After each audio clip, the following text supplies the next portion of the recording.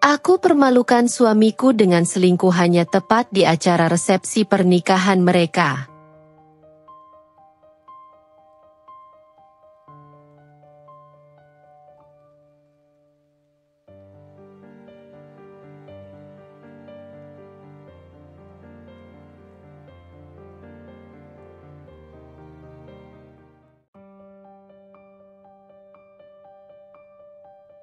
Pernikahan kami dulu begitu indah.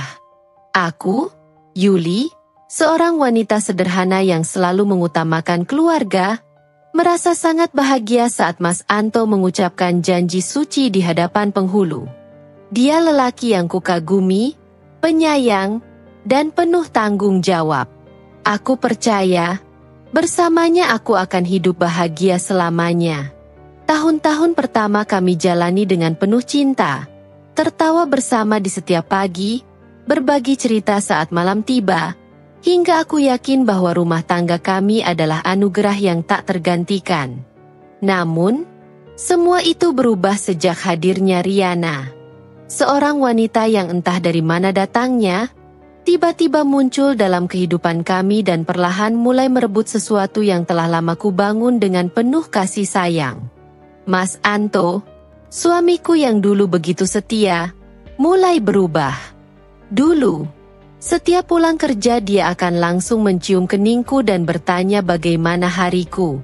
Sekarang, dia sering pulang larut, tak jarang dengan aroma parfum wanita lain yang bukan milikku. Aku mencoba berpikir positif, mencoba percaya bahwa semua hanya prasangka. Namun, kenyataan memang tak bisa disembunyikan selamanya. Malam itu, aku menemukan pesan-pesan mesra di ponselnya dari seseorang bernama Riana. Kata-kata penuh cinta yang seharusnya hanya ditujukan padaku, kini dengan bebas mengalir untuk wanita lain. Tanganku gemetar saat membaca satu persatu pesan itu. Hatiku berteriak, tapi suaraku tercekat di tenggorokan. Saat aku mencoba mengkonfrontasinya, Mas Anto tak lagi punya alasan untuk berbohong. Aku mencintainya, Yul, katanya tanpa sedikit pun rasa bersalah. Kata-kata itu seperti belati yang ditancapkan ke dadaku. Semua perjuanganku, semua pengorbanan dan cinta yang kuberikan, ternyata tak cukup untuknya. Aku menangis, memohon, tapi nyatanya air mataku tak mampu mengubah keputusannya. Hingga akhirnya, kata yang paling kutakutkan terucap dari bibirnya. Kita cerai. Duniaku runtuh seketika. Aku merasa kehilangan segalanya. Namun, aku bukan wanita lemah. Aku bangkit, berjuang sendiri, membangun kembali hidupku dari nol. Aku berjanji, aku tak akan membiarkan diriku hancur hanya karena seorang pria yang tak tahu menghargai. Tahun-tahun berlalu, aku kini menjadi wanita yang lebih kuat. Aku membangun bisnisku sendiri, meraih kesuksesan yang bahkan tak pernah kubayangkan sebelumnya. Hingga suatu hari, undangan itu datang. Sebuah undangan pernikahan. Nama mempelai pria yang tertulis di sana membuatku tersenyum sinis. Mas Anto, mantan suamiku, akan menikah. Dan mempelai wanitanya, Riana. Aku tahu, inilah saatnya. Aku akan datang. Bukan untuk memberi restu, tapi untuk memastikan mereka tak akan pernah melupakan kehadiranku. Saya akan lanjutkan ceritanya. Jika ada detail yang ingin Anda tambahkan atau ubah, silakan beritahu saya. Mas Anto adalah pria yang selalu datang membawa senyum saat pulang kerja. Setiap sore aku menyiapkan segelas teh hangat di meja, menunggunya dengan perasaan rindu meski baru berpisah beberapa jam. Dia menyambutku dengan ciuman di kening, lalu duduk di sampingku, bercerita tentang hari-harinya di kantor. Aku selalu mendengarkan dengan penuh perhatian, menikmati momen-momen kecil yang membuat rumah ini terasa begitu hangat. Kami sering menghabiskan waktu bersama di akhir pekan. Kadang hanya sekadar duduk di teras sambil menikmati angin sore, atau pergi ke warung soto langganan kami. Mas Anto selalu tahu bagaimana membuatku bahagia. Dia bukan pria yang romantis dengan kata-kata manis, tapi setiap perhatiannya lebih dari cukup untuk membuatku merasa dicintai. Saat aku hamil anak pertama kami, kebahagiaanku semakin lengkap. Mas Anto menjadi lebih perhatian. Dia selalu memastikan aku makan tepat waktu. Bahkan sering ikut memasak di dapur meskipun masakannya terkadang kurang enak. Kami menyiapkan kamar bayi bersama, memilih warna biru lembut untuk dindingnya, dan menggantungkan mainan-mainan kecil di atas ranjang. Ketika bayi kami lahir, Mas Anto menangis saat pertama kali menggendongnya. Aku tak pernah melihatnya sebahagia itu. Malam-malam kami sering terjaga bersama, bergantian menenangkan si kecil yang menangis. Meski lelah, kami menikmatinya.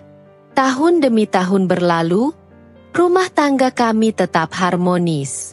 Mas Anto selalu menjadi suami yang bertanggung jawab, ayah yang penyayang. Kami berjuang bersama, saling mendukung dalam setiap keadaan. Kami bukan pasangan sempurna. Terkadang ada perbedaan pendapat, ada air mata, ada emosi yang meledak. Tapi pada akhirnya, semua bisa kami selesaikan dengan baik. Namun, semua itu perlahan berubah. Sesuatu dalam dirinya mulai terasa berbeda. Aku tak ingin berpikiran buruk, tapi ada perasaan yang mengganjal di hatiku.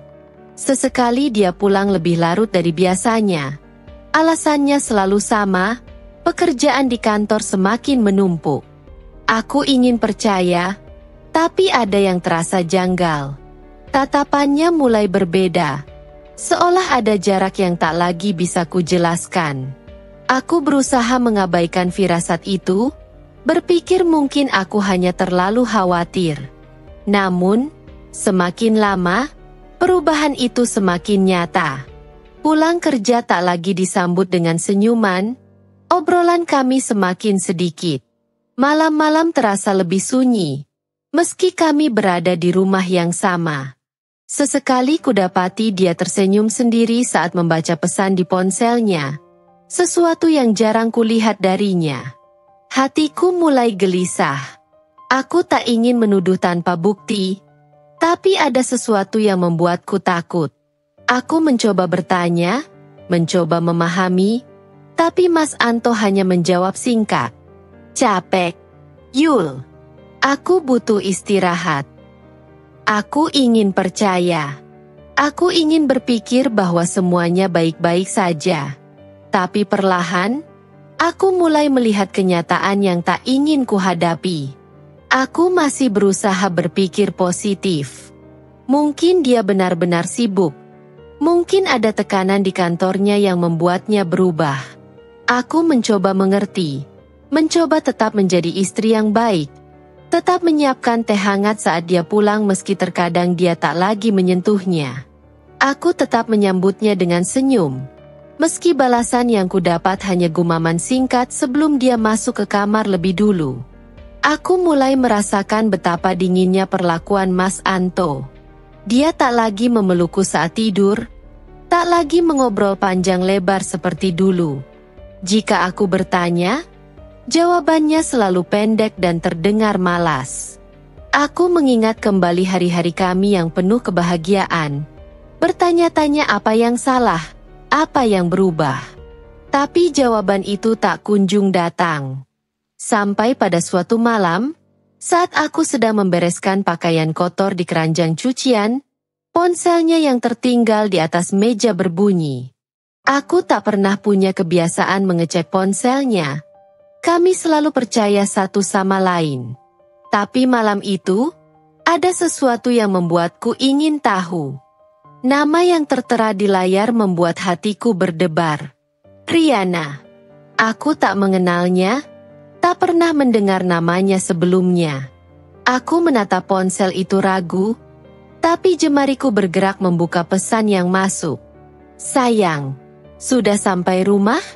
Aku kangen. Dadaku serasa dihantam benda keras. Nafasku tercekat, tangan yang memegang ponsel itu gemetar hebat. Aku menelan ludah, mencoba meyakinkan diri bahwa aku salah paham.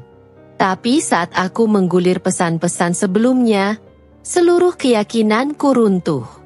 Jangan lupa besok kita ketemu ya. Aku sudah pesan tempat seperti biasa. Aku suka banget hadiah dari kamu. Nanti aku pakai kalau kita jalan bareng. Jangan pulang cepat dulu. Aku masih mau sama kamu. Mata ini panas. Dadaku sesak. Pesan-pesan itu terlalu jelas untuk diartikan lain. Tak perlu penjelasan lebih. Semuanya sudah cukup untuk menyayat hatiku. Aku menguatkan diri, menunggu Mas Anto pulang dengan berbagai pertanyaan yang siap kulontarkan.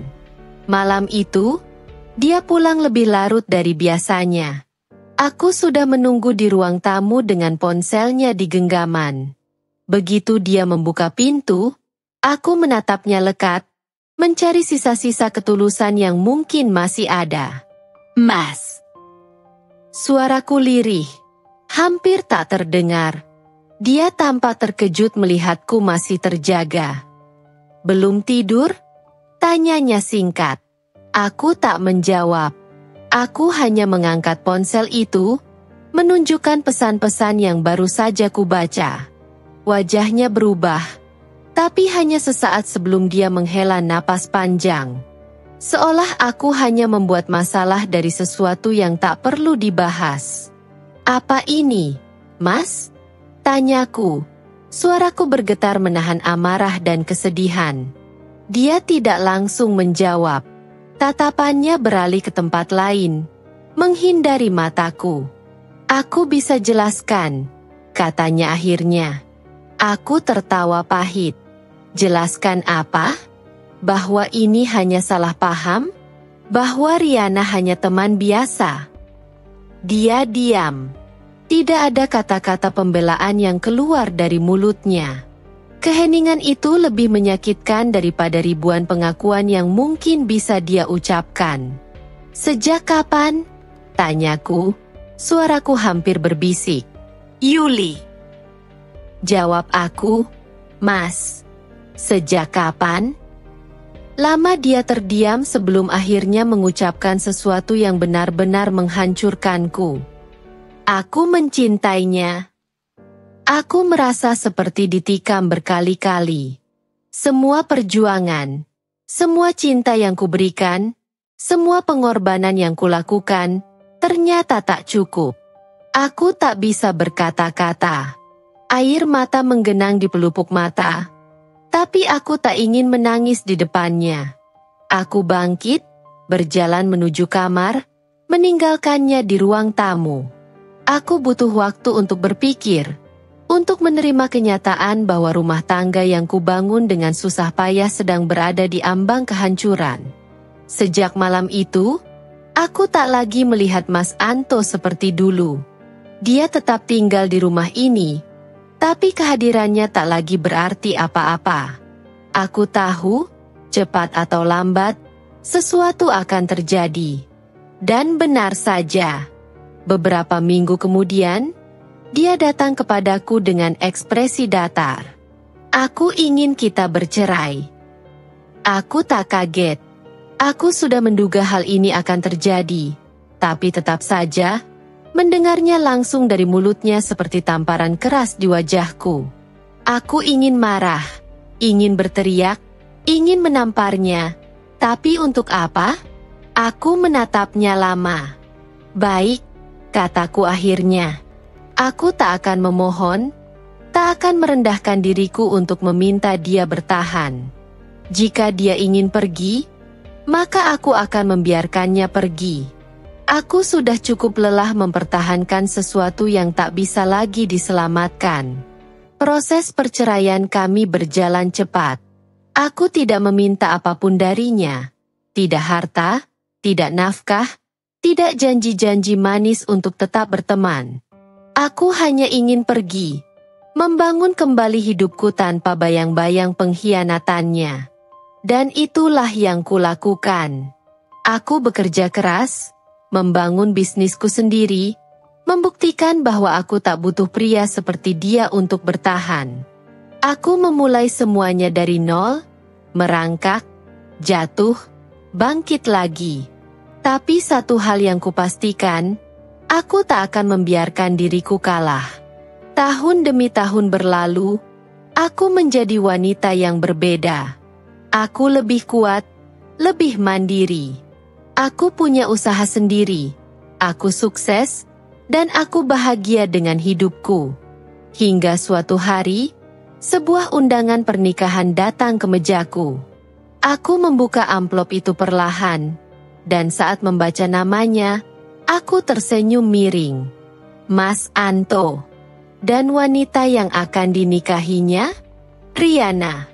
Aku menatap undangan itu lama. Aku tahu, aku harus datang.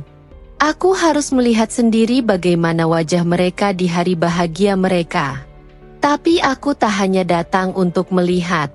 Aku datang untuk memastikan bahwa mereka akan mengingat hari itu seumur hidup mereka.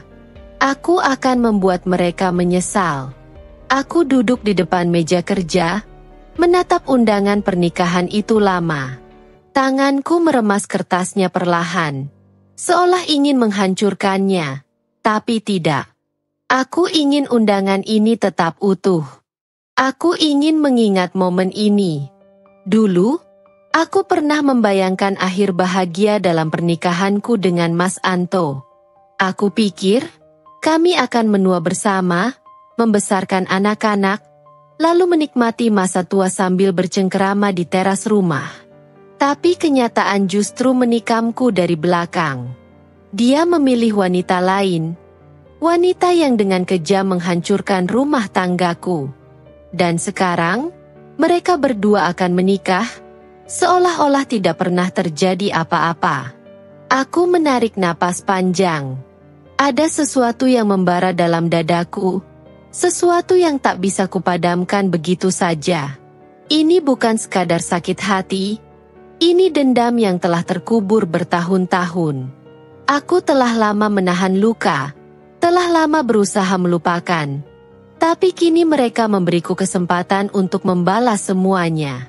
Aku bangkit dari kursi, meraih ponsel, lalu mengetik pesan singkat kepada asistenku. Cari tahu di mana resepsi pernikahan ini akan digelar. Aku akan datang. Pesanku terkirim, dan aku menunggu balasannya dengan tenang. Beberapa menit kemudian, jawabannya masuk. Hotel bintang 5 di pusat kota. Pernikahan besar, banyak tamu undangan dari kalangan pejabat dan pengusaha. Aku tersenyum tipis. Tentu saja. Mas Anto selalu ingin terlihat sempurna di mata orang lain. Pernikahan ini pasti akan menjadi ajang pamer. Semua tamu akan datang dengan pakaian terbaik, makanan mewah akan tersaji di meja, dan pengantin akan berdiri di atas pelaminan dengan senyum bahagia. Tapi aku akan memastikan bahwa kebahagiaan mereka tidak bertahan lama. Aku menyiapkan diri dengan hati-hati. Gaun terbaik, riasan yang sempurna, dan sikap yang tetap elegan. Aku ingin semua orang melihatku bukan sebagai wanita yang tersakiti, bukan sebagai mantan istri yang dicampakkan. Aku ingin mereka melihatku sebagai wanita sukses, yang tetap bersinar meskipun dikhianati. Hari yang kutunggu pun tiba. Aku berdiri di depan hotel megah itu, melihat keramaian para tamu yang datang dengan wajah penuh senyum. Aku melangkah masuk, melewati lorong panjang menuju aula utama tempat resepsi digelar. Musik lembut mengalun, meja-meja bundar dipenuhi hidangan mahal, dan di tengah ruangan, di atas pelaminan, berdiri dua orang yang paling kubenci. Mas Anto dan Riana. Mereka terlihat bahagia, berdiri berdampingan dengan pakaian pengantin yang serasi. Mas Anto tampak lebih tua dari terakhir kali aku melihatnya, tapi masih dengan senyum yang sama. Senyum yang dulu pernah membuatku jatuh cinta, Tapi sekarang justru membuat darahku mendidih. Aku melangkah lebih dekat, memastikan bahwa kehadiranku cukup mencolok. Beberapa tamu mulai memperhatikanku, berbisik-bisik sambil melirik ke arahku. Aku bisa merasakan tatapan mereka. Entah itu kagum atau sekadar terkejut melihat mantan istri pengantin pria datang ke pernikahannya. Aku berdiri tepat di depan pelaminan, menatap mereka berdua tanpa ekspresi. Butuh beberapa detik sebelum Mas Anto menyadari keberadaanku. Saat mata kami bertemu, ekspresinya berubah. Aku bisa melihat ketegangan di wajahnya, seolah dia tak pernah menyangka aku akan datang. "Selamat, Mas," ucapku dengan suara tenang, tapi menusuk. Riana yang berdiri di sampingnya menegang, matanya membesar saat menyadari siapa aku. Aku tersenyum, langkahku maju sedikit ke depan, membiarkan suasana semakin tegang. "Aku tidak datang untuk mengganggu," lanjutku, suaraku tetap lembut. "Aku hanya ingin memberikan hadiah spesial untuk pernikahan kalian." Aku merogoh tas kecilku, mengeluarkan sesuatu yang telah kupersiapkan jauh-jauh hari. Sebuah amplop putih. Aku menyerahkannya langsung ke tangan Mas Anto, yang masih terlihat ragu untuk menerimanya. "Apa ini?" Suaranya terdengar bergetar. Aku tetap tersenyum. "Buka saja." Dengan tangan gemetar, dia membuka amplop itu. Seketika wajahnya memucat, tatapannya beralih padaku, penuh keterkejutan. Tamu-tamu yang berdiri di sekitar mulai penasaran, beberapa mendekat untuk melihat apa yang terjadi. Dengan ini, aku ingin memastikan bahwa semua orang tahu siapa wanita yang kau nikahi hari ini, kataku, mataku menatap lurus ke arah Riana. Seseorang di kerumunan berusaha mengintip isi amplop itu, lalu terdengar suara heboh. "Astaga, ini foto-foto mereka." Dan benar saja, di dalam amplop itu ada serangkaian foto-foto yang kuperoleh bertahun-tahun lalu. Foto-foto saat Mas Anto dan Riana masih berselingkuh. Foto mereka saat bertemu di hotel, saat berpegangan tangan diam-diam di dalam mobil. Bahkan ada beberapa foto saat mereka bermesraan di tempat umum tanpa sadar sedang diawasi. Keributan pun pecah. Para tamu mulai berbisik, beberapa bahkan langsung mengambil ponsel untuk merekam suasana. Wajah Riana memerah, tangannya mencengkeram erat gaun pengantinnya. Mas Anto tampak semakin panik, mencoba berbicara padaku, tapi aku mengangkat tangan untuk menghentikannya. "Selama ini aku diam," kataku, suaraku terdengar lebih tajam. "Aku memilih untuk pergi dengan tenang, membiarkan kalian mendapatkan kebahagiaan kalian. Tapi sekarang, aku ingin kalian merasakan apa yang pernah aku rasakan. Malu, hancur, dikhianati." Riana tampak ingin mengatakan sesuatu, tapi sebelum dia sempat berbicara, suara gemuruh dari para tamu semakin keras. Beberapa orang mulai meninggalkan tempat itu dengan ekspresi kecewa, sementara lainnya justru semakin tertarik melihat drama yang terjadi. Aku berbalik, melangkah pergi tanpa melihat ke belakang. Aku sudah melakukan apa yang harus kulakukan. Aku tidak butuh penjelasan, tidak butuh permohonan maaf. Aku hanya ingin memastikan bahwa mereka tidak akan pernah melupakan hari ini. Saat aku keluar dari aula, aku menarik napas dalam-dalam, merasakan kepuasan yang belum pernah kurasakan sebelumnya. Aku telah mendapatkan balasanku. Kini, aku bisa benar-benar melanjutkan hidupku tanpa beban masa lalu.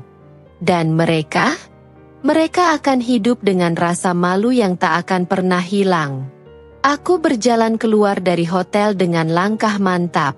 Malam itu udara terasa lebih segar daripada biasanya, seolah dunia ikut merayakan kebebasanku. Namun, sebelum aku sempat mencapai mobil, langkahku tertahan oleh suara seseorang yang memanggilku dari belakang. Yuli, tunggu. Aku mengenali suara itu. Mas Anto. Aku menutup mata sejenak, mencoba menenangkan diriku sendiri sebelum berbalik.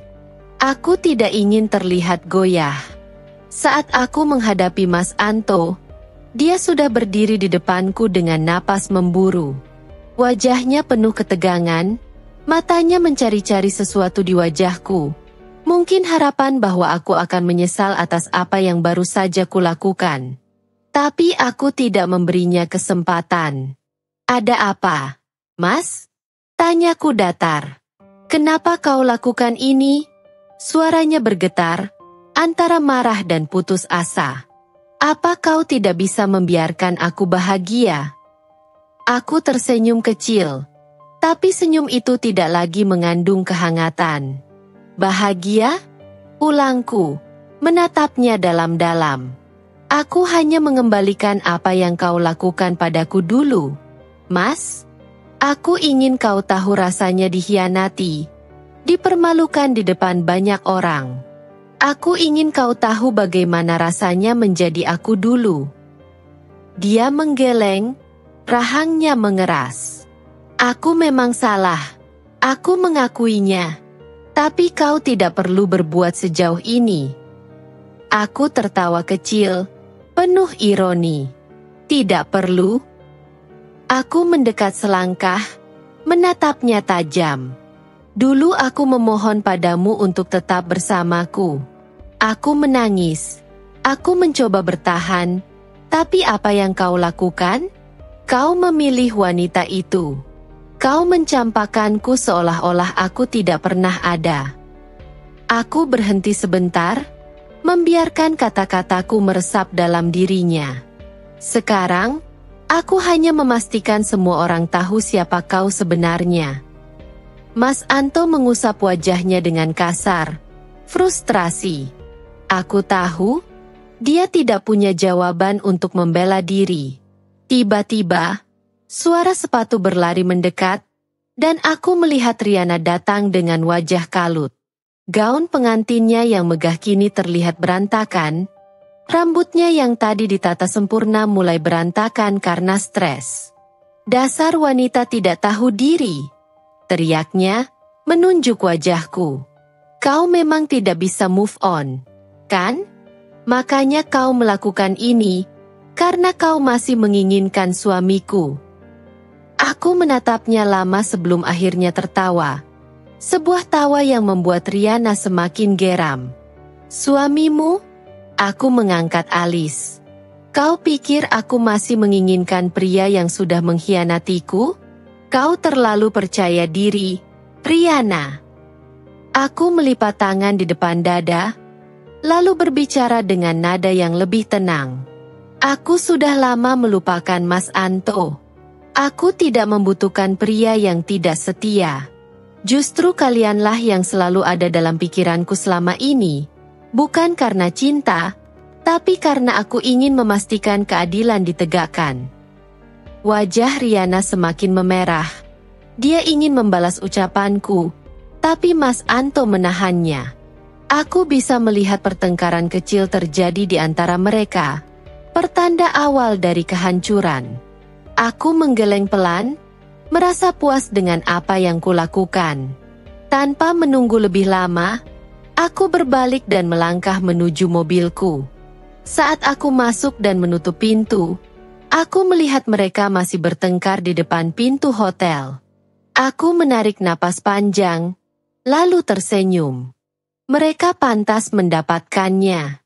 Mobilku melaju meninggalkan tempat itu, membawaku menuju kehidupan baru yang benar-benar bebas dari bayang-bayang masa lalu. Aku tidak lagi menoleh ke belakang. Tidak ada lagi yang perlu kukhawatirkan. Aku sudah memenangkan pertempuran ini. Saat mobil melaju di jalanan kota yang mulai lengang, aku membuka jendela sedikit, membiarkan angin malam menyapu wajahku. Rasanya seperti menghirup kebebasan yang sesungguhnya. Namun, aku tahu cerita ini belum selesai. Sesuatu di dalam hatiku mengatakan bahwa ini bukan akhir dari segalanya. Benar saja. Ponselku bergetar di kursi sebelah. Aku melirik sekilas, dan nama yang muncul di layar membuatku mendengus. Mas Anto. Aku tidak langsung menjawab. Aku biarkan ponsel itu terus bergetar sampai akhirnya berhenti sendiri. Tapi tidak sampai 1 menit, panggilan lain masuk. Kali ini dari nomor tak dikenal. Aku mengabaikannya, tapi ponselku kembali bergetar, lagi dan lagi.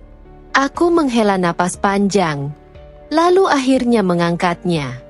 Halo, ucapku dingin. Tak ada suara di seberang sana selama beberapa detik. Hanya napas berat yang terdengar. Lalu, suara Mas Anto yang serak akhirnya terdengar. Kita harus bicara. Yuli. Aku tersenyum tipis. Bicara soal apa? Bukankah semuanya sudah jelas? Aku mohon. Suaranya lebih rendah kali ini. Temui aku. Hanya sebentar. Aku butuh penjelasan. Aku tertawa kecil. Penjelasan? Untuk apa? Kau sudah melihat sendiri reaksi tamu undangan di resepsi tadi. Kau sudah tahu seperti apa wajahmu saat kau membuka amplop itu. Aku rasa tidak ada lagi yang perlu dijelaskan. Tolong, Yuli. Kali ini nadanya seperti seseorang yang benar-benar putus asa. Aku harus tahu kenapa kau melakukan ini. Aku mengerutkan kening. Ada sesuatu dalam suaranya yang terasa aneh. Aku berpikir sejenak, lalu menekan pedal rem, menghentikan mobil di pinggir jalan. Aku menimbang-nimbang jawabanku, lalu akhirnya berkata, "Baik, aku akan bertemu denganmu." Aku menyebutkan sebuah kafe yang buka hingga larut malam, tempat yang cukup sepi agar aku tidak perlu berhadapan dengan banyak orang. Setelah itu, aku menutup telepon dan melanjutkan perjalanan. Saat aku tiba di kafe itu, Mas Anto sudah ada di sana. Dia duduk di pojok ruangan dengan kepala tertunduk, seperti seseorang yang baru saja kehilangan segalanya. Aku berjalan mendekat dengan langkah percaya diri. Saat aku duduk di hadapannya, dia mengangkat wajah dan menatapku dengan mata yang memerah. Entah karena marah, frustrasi, atau sesuatu yang lain. "Jadi, apa yang ingin kau bicarakan?" tanyaku, menyilangkan tangan di depan dada. Dia menatapku lama sebelum akhirnya berkata, "Aku ingin tahu satu hal. Yuli, apakah kau benar-benar sudah melupakanku?" Pertanyaan itu membuatku tersentak. Aku tidak menyangka dia akan bertanya seperti itu. Aku menegakkan punggung dan menatapnya dengan tatapan tajam. "Apa maksudmu?" Dia menarik napas dalam, lalu menggeleng pelan. "Sejak kau datang ke resepsi tadi, aku mulai berpikir mungkin kau masih menyimpan sesuatu untukku." Aku tertawa sinis. "Kau pikir aku melakukan ini karena aku masih mencintaimu?" Dia tidak langsung menjawab. "Bukan cinta. Mungkin, tapi dendam itu juga bagian dari perasaan yang kuat, Yuli." Aku mendadak terdiam. Kata-katanya memang benar. Aku sudah lama menekan semua luka itu, tapi tetap saja, aku kembali untuk memastikan dia mendapatkan balasannya. Apakah itu berarti aku belum benar-benar melupakannya? Aku menggeleng cepat. "Dengar, Mas. Aku tidak peduli lagi denganmu. Aku hanya ingin memastikan kau mendapatkan akibat dari perbuatanmu. Itu saja." Mas Anto menatapku dalam, lalu tiba-tiba dia tersenyum miring. "Kalau begitu, aku harus memberitahumu sesuatu." Aku mengerutkan kening. "Apa?" Dia bersandar di kursinya, lalu mengusap wajahnya dengan lelah. Pernikahan tadi tidak selesai. Aku tertegun. "Apa maksudmu?" "Setelah kau pergi, semuanya kacau. katanya dengan suara lirih. Riana mengamuk. Tamu-tamu banyak yang pulang lebih awal, dan yang bertahan hanya menonton keributan kami. Orang tuanya sangat marah, dan sekarang dia pergi. Aku memicingkan mata. Riana pergi. Mas Anto mengangguk pelan. Dia meninggalkanku di malam pernikahan kami. Aku tidak bisa menyembunyikan keterkejutanku. Aku memang mengira pernikahan mereka akan goyah setelah skandal itu terbongkar, tapi aku tidak menyangka Riana akan meninggalkannya secepat ini. Aku menyandarkan tubuhku ke kursi, berpikir sejenak. Aku seharusnya merasa puas. Tapi mengapa ada perasaan aneh yang menggelayut di hatiku?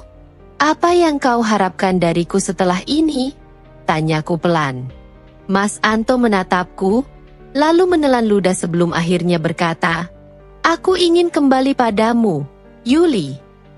Dunia terasa berhenti berputar sejenak. Aku tidak percaya dengan apa yang baru saja ku dengar. Aku tertawa dingin. "Kau bercanda?"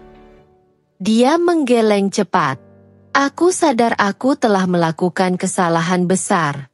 Aku tahu aku telah menyakitimu, dan aku menyesalinya. Aku butuh seseorang yang benar-benar bisa menerima aku, dan aku sadar itu hanya kau. Aku mendadak ingin muntah mendengar kata-katanya.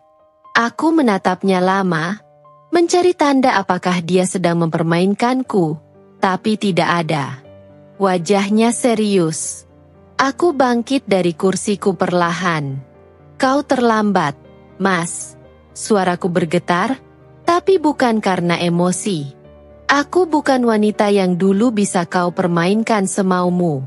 Aku telah berubah, dan aku tidak akan pernah kembali ke dalam kehidupan yang sudah kutinggalkan. Dia ingin berkata sesuatu, tapi aku menahannya dengan tatapan tajam. Aku harap kau belajar dari ini, Mas. Bahwa kesetiaan itu bukan sesuatu yang bisa kau permainkan sesuka hati. Tanpa menunggu jawabannya, aku berbalik dan berjalan keluar dari kafe. Aku tidak ingin menoleh ke belakang lagi. Malam itu, aku benar-benar menutup lembaran masa laluku. Tidak ada lagi dendam, tidak ada lagi luka.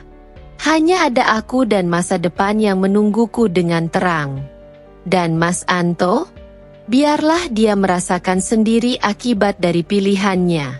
Saat aku keluar dari kafe, udara malam terasa begitu segar di kulitku. Namun, di dalam hatiku, ada sesuatu yang masih mengganjal. Aku sudah mendapatkan balasanku. Aku sudah melihat Mas Anto menderita, kehilangan segalanya di hari yang seharusnya menjadi momen bahagianya. Aku sudah mendengar permohonan putus asanya agar aku kembali.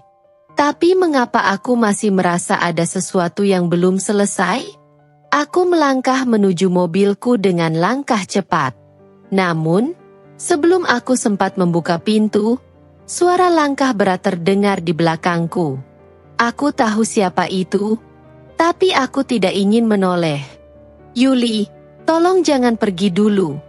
Suara Mas Anto terdengar parau. Aku menghela napas panjang sebelum akhirnya berbalik. "Apa lagi yang kau inginkan, Mas?" Dia berdiri di sana, matanya yang biasanya penuh percaya diri kini terlihat rapuh dan putus asa. Dia mengangkat tangannya, seolah ingin menyentuhku, tapi aku segera mundur selangkah. Aku tidak akan membiarkan dia mendekat lagi. "Yuli, aku benar-benar menyesal." Suaranya lirih, hampir seperti bisikan. Aku menatapnya dengan dingin. "Menyesal?" Aku tersenyum sinis. "Menyesal karena Riana meninggalkanmu? Atau menyesal karena aku tidak lagi ada untukmu?" Dia menggeleng. "Aku menyesal telah menyia-nyiakanmu. Aku menyesal telah buta dan memilih wanita yang salah." Aku menghela napas, mencoba mengendalikan diriku. Aku tidak ingin terbawa emosi. Tapi kata-katanya seolah menggali luka lama yang sudah susah payah aku tutup. "Dengar, Mas," kataku dengan suara tegas. "Aku sudah melewati neraka karena perbuatanmu. Aku sudah berusaha mengangkat diriku dari keterpurukan yang kau buat. Aku tidak akan pernah kembali padamu." Mas Anto terdiam. Wajahnya semakin sendu, seolah baru menyadari bahwa aku bukan lagi wanita yang dulu bisa dia permainkan. "Aku tahu aku tidak pantas memintamu kembali," katanya akhirnya. Suaranya berat. "Tapi aku hanya ingin kau tahu satu hal." Aku tetap diam, menunggunya melanjutkan. Dia menatapku dalam, lalu berkata, "Aku tidak pernah benar-benar bahagia dengan Riana." Aku tertawa dingin. "Oh, jadi sekarang kau ingin aku merasa kasihan? Setelah semua yang kau lakukan?" "Aku tidak meminta belas kasihanmu," katanya pelan. "Aku hanya ingin kau tahu bahwa aku sudah mendapatkan hukumanku. Aku mendapatkan apa yang pantas aku terima." Aku menatapnya lama, mencoba membaca ekspresinya. Aku tidak bisa mengatakan bahwa aku masih peduli. Aku tidak bisa mengatakan bahwa aku bahagia melihatnya seperti ini. Yang jelas, aku sudah cukup.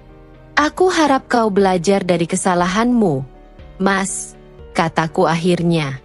"Aku harap kau bisa memperbaiki hidupmu, meskipun tanpa aku."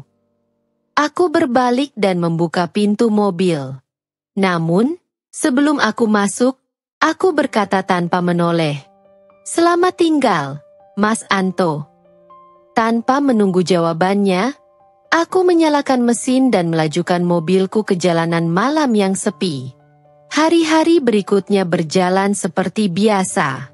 Aku kembali ke kehidupanku, bekerja di perusahaanku sendiri, dikelilingi oleh orang-orang yang benar-benar peduli padaku. Namun, tidak butuh waktu lama sampai kabar tentang Mas Anto dan Riana menyebar. Ternyata setelah insiden di resepsi pernikahan itu, Riana benar-benar pergi. Dia tidak hanya meninggalkan Mas Anto, tapi juga membawa serta semua harta yang pernah mereka kumpulkan. Rumah yang mereka beli dengan susah payah, sudah dijual diam-diam oleh Riana. Uang di rekening bersama mereka, sudah dikuras habis. Mas Anto tidak hanya kehilangan calon istrinya. Dia juga kehilangan rumah, tabungan, dan segala hal yang selama ini dia banggakan. Aku mendengar kabar itu dari seorang teman lama yang masih mengenal Mas Anto. "Dia benar-benar jatuh, Yul," kata temanku saat kami makan siang bersama. "Katanya dia sekarang tinggal di kontrakan kecil, sendirian. Perusahaannya juga mulai merosot. Apalagi setelah skandal itu menyebar. Banyak klien yang mundur karena tidak ingin terlibat dengan urusannya." Aku hanya mengaduk-aduk minumanku tanpa ekspresi. Aku tidak tahu bagaimana perasaanku tentang ini. Aku tidak akan berbohong. Aku memang ingin dia mendapatkan balasannya. Tapi mendengar kenyataan bahwa dia kehilangan segalanya, aku merasa aneh. Bukan kasihan, tapi lebih seperti kosong. "Mungkin ini memang sudah jalannya," kataku akhirnya. Temanku mengangguk. "Ya, mungkin. Tapi kau tahu yang lebih mengejutkan?" Aku mengangkat alis. "Apa?" Temanku menatapku dengan tatapan penuh arti. "Dia masih mencarimu, Yul." Aku terdiam. "Apa maksudmu?" "Beberapa kali dia bertanya tentangmu," katanya pelan. "Bukan dalam arti mengganggu, tapi lebih seperti dia ingin tahu bagaimana kabarmu. Seolah-olah dia masih berharap ada kesempatan untuk berbicara denganmu lagi." Aku mendengus. Aku sudah tidak punya urusan dengannya. "Tapi kau tidak bisa memungkiri satu hal," kata temanku sambil tersenyum tipis. Kau masih memikirkan ini, kan? Aku tidak menjawab. Aku hanya menatap keluar jendela restoran, melihat hiruk-pikuk kota yang terus berjalan. Aku sudah menutup lembaran masa lalu itu. Aku sudah membalas sakit hatiku. Tapi mengapa rasanya cerita ini masih belum benar-benar selesai? Aku pikir segalanya sudah selesai. Aku pikir setelah membalaskan dendamku di hari pernikahannya yang gagal, aku bisa benar-benar melupakan Mas Anto dan Riana. Tapi kenyataan berkata lain. Hari itu, aku sedang bekerja di kantorku ketika sekretarisku mengetuk pintu ruanganku dengan wajah cemas. "Bu Yuli, ada seseorang yang ingin bertemu dengan Anda," katanya ragu. Aku mengangkat kepala dari berkas-berkas di mejaku. "Siapa?" Sekretarisku terlihat semakin gelisah sebelum akhirnya berbisik. "Pak Anto." Aku merasa dadaku sedikit berdesir, tapi aku segera mengendalikan diriku. "Suruh dia pergi," kataku datar. "Tapi, Bu, dia memaksa ingin bertemu." Aku menghela napas panjang. Aku tidak ingin bertemu dengannya. Tapi aku juga tidak ingin dia membuat keributan di kantorku. Dengan berat hati, aku akhirnya berkata, "Baiklah, suruh dia masuk." Beberapa menit kemudian, pintu ruanganku terbuka, dan Mas Anto masuk dengan langkah ragu-ragu. Aku hampir tidak mengenalinya. Pria yang dulu begitu percaya diri, begitu penuh kebanggaan, kini terlihat lusuh dan tak terawat. Wajahnya sedikit tirus, matanya cekung, dan pakaiannya jauh dari kesan rapi seperti dulu. Aku menatapnya tanpa ekspresi. "Apa yang kau inginkan?" Dia menatapku dengan tatapan penuh penyesalan. "Aku hanya ingin berbicara denganmu, Yuli." Aku tidak punya waktu untuk berbicara dengan orang yang dulu membuangku seperti sampah. Dia menunduk, seolah merasakan beban kesalahannya. "Aku tahu aku salah, Yuli. Aku tahu aku telah menyakitimu dengan cara yang tak bisa dimaafkan. Aku tidak datang untuk meminta belas kasihan. Aku hanya ingin meminta maaf dari lubuk hatiku yang paling dalam." Aku tertawa sinis. "Setelah semuanya hancur? Setelah kau kehilangan segalanya? Baru sekarang kau menyesal?" Dia menelan ludah, matanya berkaca-kaca. "Aku bodoh, Yuli. Aku buta. Aku tertipu oleh pesona Riana. Dan aku mengabaikan wanita yang selama ini setia padaku. Aku tidak punya alasan untuk membela diriku sendiri. Aku hanya ingin kau tahu aku benar-benar menyesal." Aku memandangnya lama. Aku melihat keputusasaan di matanya. Aku melihat kesedihan yang nyata. Tapi aku tidak bisa membiarkan perasaan lama menguasai diriku. "Kau sudah mendapatkan balasanmu, Mas," kataku akhirnya. "Dan aku tidak peduli lagi." Dia mengangkat wajahnya, seolah ingin mengatakan sesuatu lagi. Namun, sebelum dia sempat berbicara, pintu ruanganku kembali diketuk. "Maaf, Bu Yuli." Suara sekretarisku terdengar tergesa-gesa. "Ada seorang wanita yang juga ingin bertemu dengan Anda." Aku mengerutkan kening. "Siapa lagi?" Sekretarisku menelan ludah sebelum berkata, "Riana." Ruangan mendadak terasa sunyi. Aku bisa melihat ekspresi Mas Anto yang langsung berubah tegang. Aku tersenyum sinis. "Baiklah, suruh dia masuk." Beberapa detik kemudian, Riana masuk ke dalam ruangan. Berbeda dengan terakhir kali aku melihatnya, dia terlihat jauh lebih berantakan. Wajahnya yang dulu penuh percaya diri kini dipenuhi ketakutan. Matanya sayu, dan rambutnya sedikit berantakan. Aku menyandarkan tubuhku ke kursi, menyilangkan tangan di dada.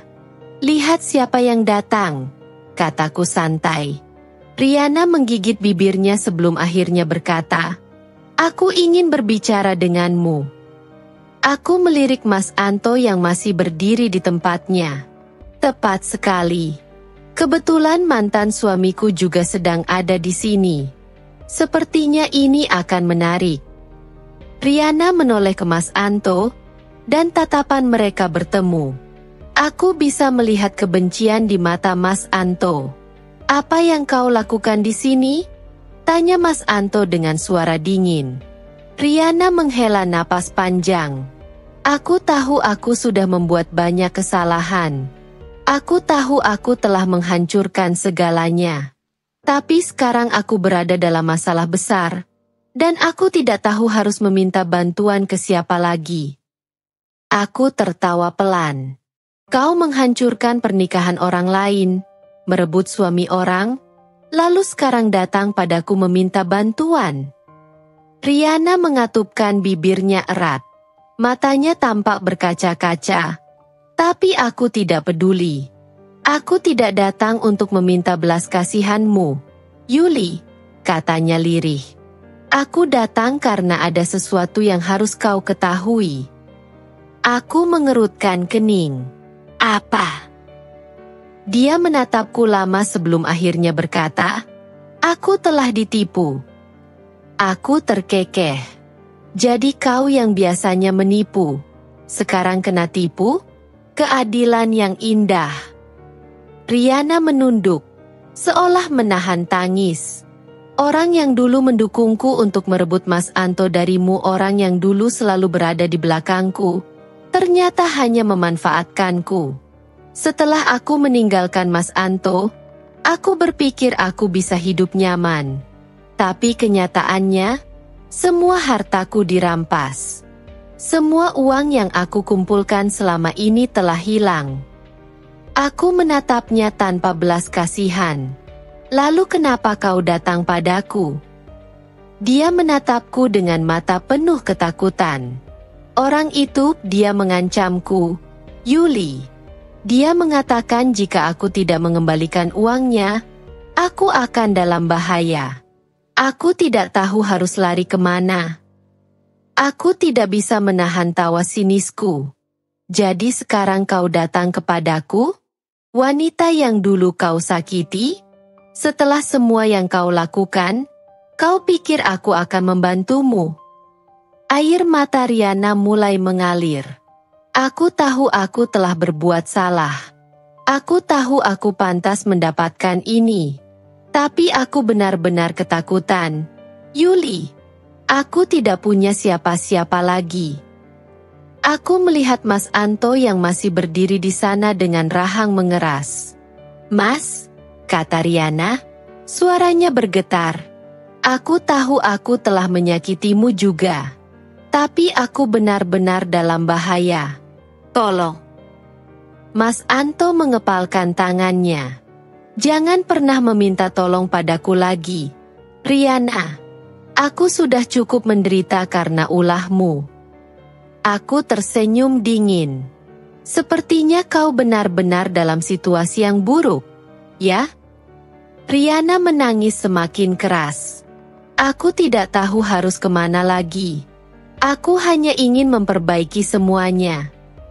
Aku menatapnya lama sebelum akhirnya berkata, keadilan selalu menemukan jalannya sendiri. Mungkin ini adalah balasan yang pantas untukmu. Aku berdiri, menatapnya dan Mas Anto bergantian. Sekarang, aku ingin kalian berdua keluar dari ruanganku. Riana masih menangis, sementara Mas Anto menatapku seolah ingin mengatakan sesuatu. Tapi aku tidak memberinya kesempatan. Aku berjalan menuju pintu dan membukanya. Pergilah, kataku tegas. Mas Anto dan Riana akhirnya keluar dari ruanganku dengan langkah berat. Aku menutup pintu dan menghela napas panjang. Aku pikir ini sudah berakhir. Tapi tampaknya, permainan ini masih terus berlanjut. Aku pikir setelah pertemuan itu, mereka tidak akan kembali mengusikku. Namun ternyata aku salah besar. Mas Anto dan Riana, dua orang yang dulu menghancurkan hidupku, kini kembali terjerat dalam penderitaan mereka sendiri. Beberapa minggu setelah pertemuan di kantorku, aku menerima sebuah amplop coklat tanpa nama di meja kerja. Sekretaris yang mengantarkannya mengatakan ada seseorang yang menitipkannya di resepsionis. Aku membuka amplop itu dengan rasa penasaran, dan di dalamnya terdapat beberapa lembar foto serta sepucuk surat. Aku mengernyitkan dahi saat melihat isi foto itu. Riana tampak babak belur. Wajahnya penuh luka lebam, bajunya compang-camping seperti habis dianiaya. Dalam foto lainnya, ia sedang duduk di sebuah ruangan yang terlihat kumuh. Wajahnya penuh ketakutan. Aku membaca surat yang menyertai foto-foto itu. Yuli, aku tahu aku tidak pantas meminta bantuan darimu. Tapi aku benar-benar dalam bahaya. Orang yang dulu mendukungku kini berubah menjadi ancaman. Aku diculik dan disekap. Mereka menuntut uang dalam jumlah besar yang tidak mampu aku bayar. Aku tahu aku salah. Aku tahu aku telah menyakitimu. Tapi aku tidak punya siapa-siapa lagi. Jika kau masih memiliki sedikit saja rasa kemanusiaan, tolong selamatkan aku sebelum semuanya terlambat. Tanganku mencengkeram surat itu dengan erat. Dalam hati, aku merasa puas melihat wanita yang dulu merebut suamiku kini terjebak dalam penderitaan. Tapi di sisi lain, ada sesuatu dalam diriku yang menggelitik. Apakah aku akan diam saja dan membiarkannya binasa? Aku menghembuskan napas panjang. Aku bukan malaikat. Aku bukan pahlawan yang akan menyelamatkan orang yang pernah menghancurkanku. Tapi aku juga bukan iblis. Tanpa pikir panjang, aku menghubungi seorang kenalanku yang bekerja di kepolisian. Aku memberikan informasi yang kuterima tanpa menyebut keterlibatanku lebih jauh. Aku hanya ingin tahu sejauh mana ini bisa berjalan. Beberapa hari kemudian, berita tentang penyelamatan seorang wanita dari sekapan sekelompok preman muncul di media lokal. Polisi berhasil menggerebek tempat itu dan menemukan Riana dalam kondisi mengenaskan. Namun yang lebih mengejutkan, dalang dibalik semua ini ternyata adalah seseorang yang selama ini ada di sekitar Riana sejak awal. Mantan kekasihnya sendiri yang dulu membantunya merebut Mas Anto dariku.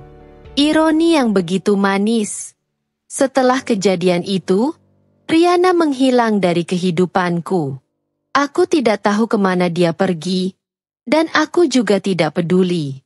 Aku sudah cukup membalaskan dendamku, dan keadilan sudah berjalan sebagaimana mestinya. Namun, beberapa hari kemudian, Mas Anto datang lagi ke kantorku. Kali ini, dia tidak lagi datang dengan wajah penuh keangkuhan, tetapi dengan tatapan yang penuh keputusasaan. Yuli, suaranya bergetar ketika dia duduk di hadapanku. Aku tidak tahu harus kemana lagi. Aku menyilangkan tangan di dada, menatapnya tanpa ekspresi.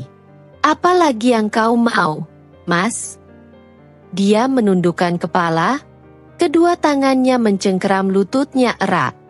Setelah semuanya hancur, setelah aku kehilangan segalanya, aku baru sadar betapa bodohnya aku telah menyia-nyiakanmu. Aku mencibir. Dan kau pikir aku masih peduli? Dia menatapku, matanya berkaca-kaca. Aku hanya ingin kau tahu aku menyesal. Aku ingin memulai semuanya dari awal. Aku tertawa pelan. Memulai dari awal? Setelah kau membuangku seperti sampah? Setelah aku berdiri tegak dan membuktikan bahwa aku bisa sukses tanpamu? Dia menggeleng lemah. Aku tidak meminta banyak, Yuli. Aku hanya ingin kesempatan untuk menebus kesalahanku. Aku tahu aku tidak pantas untukmu. Tapi aku ingin kau tahu, aku masih mencintaimu. Aku menatapnya lama. Di masa lalu, Mungkin aku akan tergerak oleh kata-katanya. Di masa lalu, mungkin aku akan menangis dan memeluknya, memohon agar semuanya kembali seperti dulu. Tapi aku bukan lagi wanita yang dulu dia campakkan. Aku berdiri, menatapnya dengan dingin. Kau sudah memilih jalanmu, Mas. Dan aku sudah memilih jalanku. Dia membuka mulutnya seakan ingin mengatakan sesuatu. Tapi aku tidak memberinya kesempatan. Aku memaafkanmu, lanjutku pelan. Tapi aku tidak akan pernah kembali padamu. Mas Anto terdiam, lalu perlahan menundukkan kepalanya. Aku mengerti. Suaranya hampir tidak terdengar. Aku melangkah menuju pintu, membukanya, dan menoleh padanya sekali lagi. Selamat tinggal, Mas Anto. Dia menatapku untuk terakhir kali sebelum akhirnya berjalan keluar dengan langkah gontai. Aku menutup pintu dan menarik napas panjang. Akhirnya, aku benar-benar bebas. Setelah pertemuan terakhir itu, aku benar-benar menutup lembaran lama dalam hidupku. Tidak ada lagi Anto, tidak ada lagi Riana, tidak ada lagi dendam yang mengikatku ke masa lalu. Aku semakin fokus pada hidupku sendiri, menjalankan bisnis dengan tekad yang semakin kuat, dan menikmati hasil dari kerja keras yang selama ini kulalui dengan penuh perjuangan. Namun, kehidupan tidak sebaik itu bagi Anto dan Riana. Kabar tentang mereka kembali beredar, dan kali ini lebih buruk dari yang pernah kubayangkan. Anto benar-benar jatuh ke titik terendah dalam hidupnya. Setelah perusahaannya bangkrut, banyak pihak yang menuntutnya karena hutang yang belum terbayar. Rumah mewah yang dulu mereka tinggali kini telah disita oleh bank, meninggalkan Anto tanpa tempat tinggal yang layak. Yang lebih ironis, tidak ada seorang pun yang mau menolongnya. Teman-teman yang dulu selalu mengelilinginya saat dia masih bergelimang harta, satu persatu menghilang, meninggalkannya dalam kesendirian. Mereka hanya ada saat dia berjaya, tapi menghilang saat dia terpuruk. Sementara itu, Riana juga mengalami nasib yang tidak jauh lebih baik. Setelah dibebaskan dari sekapan, dia berusaha bangkit. Tapi tak ada lagi tempat baginya di dunia yang dulu dia kuasai. Nama baiknya sudah hancur. Tak ada yang mau menerimanya bekerja. Banyak orang memandangnya dengan hina, mengingat dia pernah menjadi pelakor yang merebut suami orang. Dia sempat kembali menemui Anto, mungkin berharap bisa memperbaiki segalanya. Tapi yang dia temukan bukan lagi pria mapan yang dulu dia rebut dengan segala ambisi, melainkan seorang pria yang sudah hancur, kalah dalam pertarungan hidup, kehilangan segalanya. Pertengkaran antara mereka menjadi pemandangan yang sering terjadi di sebuah rumah kontrakan kecil di pinggiran kota, tempat mereka kini tinggal. Riana, yang dulu terbiasa hidup mewah, tak tahan dengan kondisi itu. Dia mulai menyalahkan Anto atas segala penderitaannya. Aku meninggalkan segalanya untukmu, Anto. Aku kehilangan segalanya karena memilihmu. Anto yang kini lebih banyak diam, hanya bisa menatap kosong. Dalam hatinya, dia tahu semua ini adalah akibat dari kesalahannya sendiri. Dia merusak rumah tangga yang dulu harmonis, mengkhianati wanita yang tulus mencintainya demi nafsu sesaat. Dan sekarang, dia harus membayar harga yang begitu mahal. Malam itu, hujan turun dengan deras. Anto duduk di sudut kamar kontrakan mereka yang sempit, tubuhnya lunglai, pikirannya kosong. Hidupnya yang dulu sempurna kini telah runtuh. Dalam keheningan, hanya ada satu pikiran yang terus menghantui benaknya. Penyesalan. Tapi sayangnya, tidak ada yang bisa mengulang waktu. Tidak ada yang bisa mengembalikan hidupnya seperti dulu. Dan yang paling menyakitkan, wanita yang benar-benar mencintainya, yang bisa menjadi satu-satunya penyelamatnya, telah pergi meninggalkannya. untuk selamanya. Beberapa bulan berlalu setelah kejadian itu, dan hidupku semakin stabil. Bisnisku terus berkembang, bahkan lebih dari yang aku harapkan. Aku bisa hidup dengan tenang, merasakan kebahagiaan yang datang dari hasil kerja kerasku. Aku merasa bebas dari masa lalu yang penuh luka. Aku telah membuktikan bahwa aku bisa sukses tanpa bergantung pada siapapun, terutama pada mereka yang pernah mengkhianatiku. Suatu hari, aku mendapat undangan yang tidak terduga.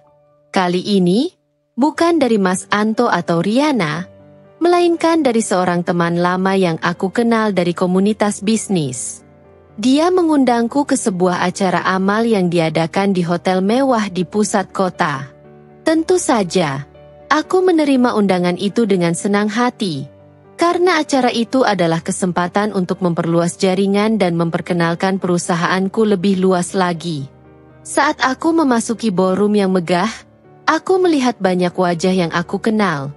Tapi satu wajah yang paling menarik perhatianku adalah wajah Mas Anto. Dia tampak lebih tua, lebih kurus, dan matanya yang dulu penuh ambisi kini terlihat kosong dan hampa. Riana juga hadir di sana, tampaknya berusaha tampil sebaik mungkin. Meskipun penampilannya tak bisa menutupi kenyataan bahwa dia sedang berada di ujung jurang. Aku tidak sengaja berjalan melewati mereka. Mas Anto menatapku dengan tatapan penuh penyesalan, dan Riana, yang tampaknya tak lagi penuh percaya diri seperti dulu, hanya bisa menundukkan kepala. Aku berhenti sejenak di depan mereka. Mata Mas Anto bertemu dengan mataku, dan untuk pertama kalinya setelah bertahun-tahun, aku melihat rasa sesal yang mendalam di matanya. "Yuli," katanya pelan, aku benar-benar menyesal." Aku menarik napas panjang, berusaha menahan segala emosi yang datang. "Kenapa baru sekarang, Mas?" Jawabku dengan suara yang lebih tenang dari yang aku harapkan. "Kenapa tidak sebelum semuanya hancur?" Mas Anto menundukkan kepala, tidak ada kata-kata yang bisa dia ucapkan lagi. Riana yang berada di sampingnya, hanya diam, matanya berkaca-kaca, seolah ingin meminta maaf, tapi dia tahu sudah terlambat. Aku tidak ingin berlama-lama di sana. Aku menatap mereka satu kali lagi, dan berkata, "Kehidupan berjalan terus, dan aku sudah meninggalkan masa lalu jauh di belakang. Aku sudah memaafkan kalian, tapi aku tak akan pernah kembali lagi. Kami sudah punya jalan masing-masing." Tanpa berkata lebih banyak, aku melangkah pergi, meninggalkan mereka berdua yang masih terdiam di tempatnya.